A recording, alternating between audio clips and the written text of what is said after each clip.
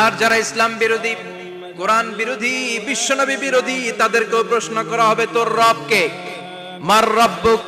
সে বলবে লা আদরি, আমি কিছু জানি না, আমি মাফ চাই, দোয়াও চাই। কথা কন, জানি না, আমি কিছুই মনে করতে পারছি না, আমি কিছু জানি না, আমার ধর্ম নাই, কর্ম নাই, আমার ধর্ম যার যার, উৎসব সবার, আমার কোনো ধর্ম টর্ম নাই, আমার কোনো নামাজ রোজা নাই, আমার কোনো রব নাই।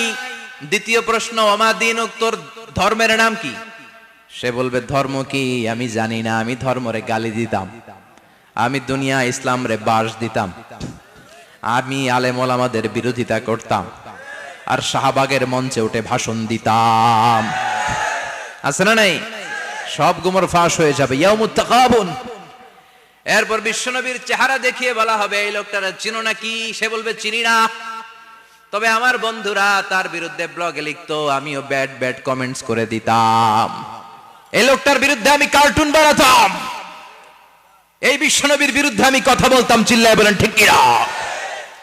ফেরেশতারা বলবে লা দারাইতা ওয়ালা তালাইতা, তুই তো কিছুই পারলি না, তুই তো কপাল পোড়া। ফায়ুত্রাকু বিমাতারিকা মিন হাদিদ, লোহার হাতুড়ি দিয়ে পিটিয়ে ওর মাসেলগুলো থেতলে ফেলা হবে।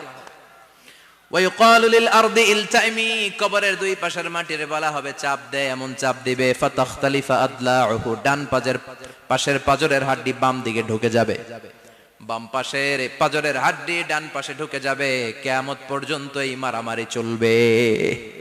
আল্লাহ এরকম ভয়ঙ্কর পরিস্থিতি থেকে আমাদেরকে বাঁচাও। ওই কবরের আযাব থেকে বাঁচার দরকার আছে না নাই?